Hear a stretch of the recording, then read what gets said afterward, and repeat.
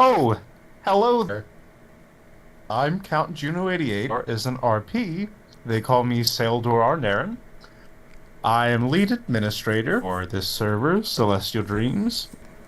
So that's my job. Nice to meet you. Hello, how you doing? These are all my books. I have lots of them. Don't know what most of them say, but I was reading them. I guess I'll figure that out later. Anywho, you, the community, have asked us many questions on the forums, and we would like to do the privilege of answering those for you today. I'll answer a couple, but you'll also hear from a couple of our other staff members as well. Hey guys, this is Candle, and welcome to another. Oh, wait, we haven't done this before, have we? Like I said, my name is Candle. I am the lore master and an administrator for Celestial Dreams. Hello, I am Ayavar Halarahel. Hello. I don't do anything too special. I just watch over Maradi. Hello everyone, my name's Atlas. I am the master of the admin team for Celestial Dreams. Hi, I'm Melisius. I'm a forum administrator.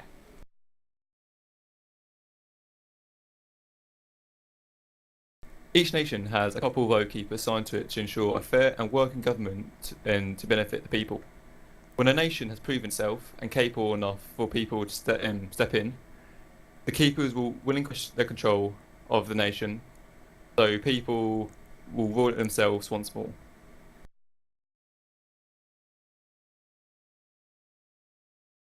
We've already released information that we will be using airships as a quick and easy way to travel between the capitals of each nation and Bastion.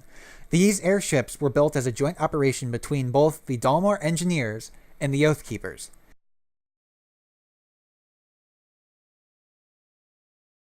That's a really good question.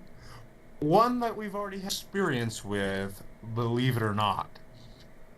We have decided, after having many failed attempts at animal control, that one would be the best number for any player, any number of pets, because anything more than one, it just tends to get crazy.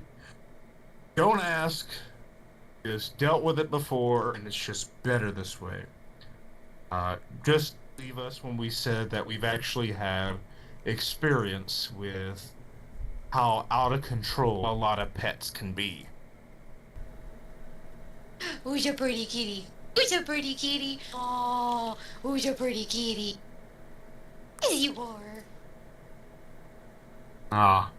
Let's go and visit Miss Maevar. Oh, how many times have we discussed this? One pet! Look at all of them! They're everywhere! But, they're so cute. Ah! One pet! But this one's yours.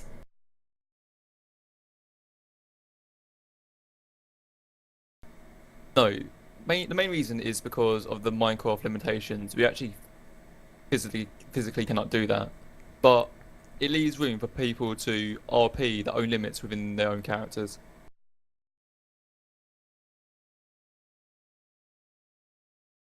Absolutely, yes, but that's to player discretion.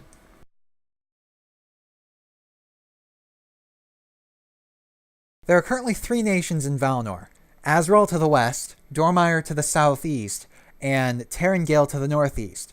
All 3 were started during the Age of Rebirth, and there are ample clues to this in the ancient lore.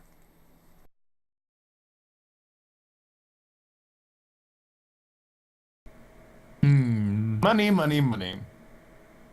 Well, we've discussed that at length.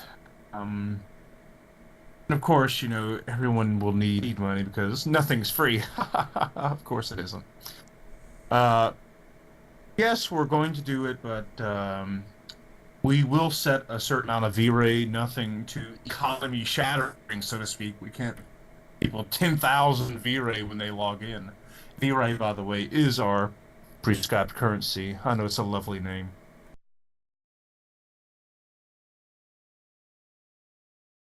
Well, players can become villains, so that is a possibility, yeah.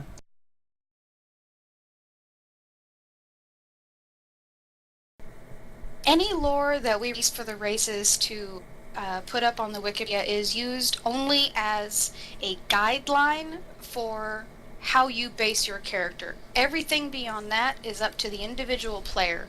We really want to see your individuals out. We want to see unique people and unique ideas on the forums.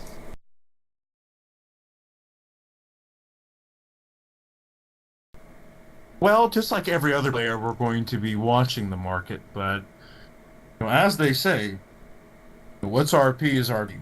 What you set it as a player in a reasonable role-playing atmosphere, that's what it's going to be. We're not going to come in and start slashing prices when we have no valid reason in roleplay.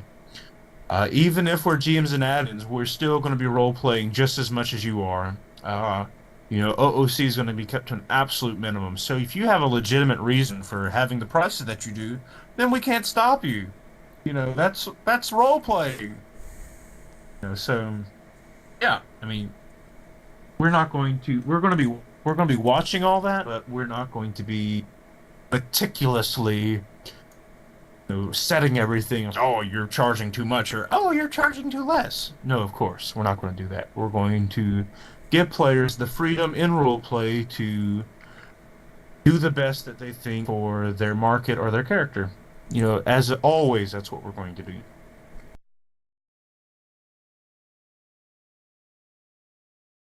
We have systems in place to prevent people land scarring. It's not a very nice thing to see. We're going to be keeping it on the minimal.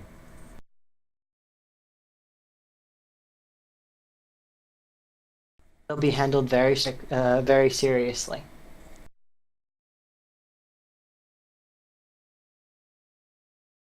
When building your house in Valnor, please remember to keep to the architectural style of the area surrounding you, and try to build in realistic ways, such as building supports for large structures before building the structures themselves.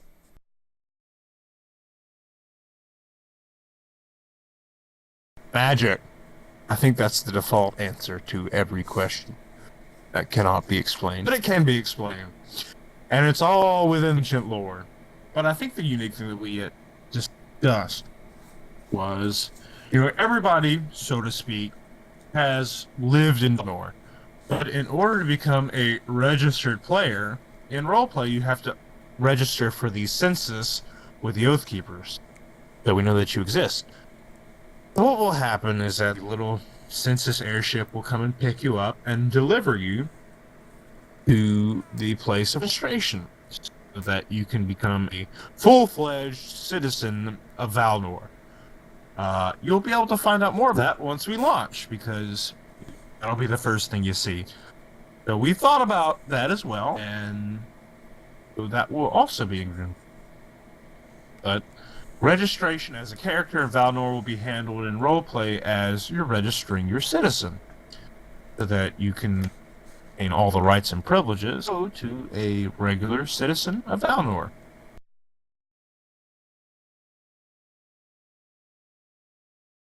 Yes and yes. When players are able to gather enough people around them to create a little village or a town and so on and so forth, as the population increases, they have to fill out applications in order to get that approved. This is where the limitation again. We want to make sure that everything is handled very well in roleplay, so there must be good legitimate reasons. We also want to make sure that architectural style, size, and things like land scarring and other things like that are handled very well. We don't want land scarring. We don't want giant, gaudy, weird skyscraper going up. It has to stay with the world.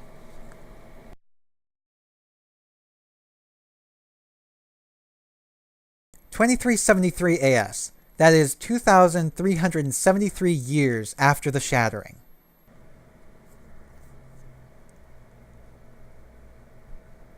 Oh! Anyway, that in our Q&A. We thank you for all your wonderful questions. We had a great time answering them. A great time sorting them, as some of our staff like to sort things.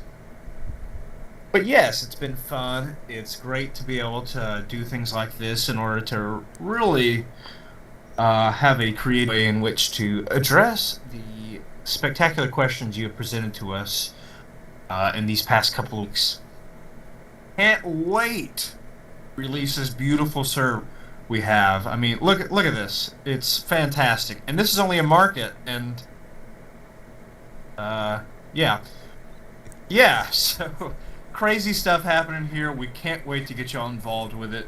We have a lot of great ideas and, you know, a lot of great buildings that would go with this great lore they have. It's just great.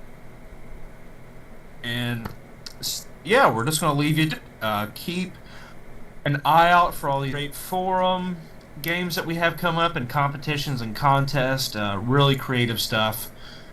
And yeah, just be on the lookout on forums and our website. We hope to release in beta soon. More to that later. Ooh. And yeah, who knows? Maybe you'll even get a cat like her. Yeah, that's great. So this is Juno88, lead administrator, and that's Ivar back there, cat. And we're signing off. We've had a great time. It's been great fun. But most of all, I can't wait to see you here with us. Take care. And keep the dream alive.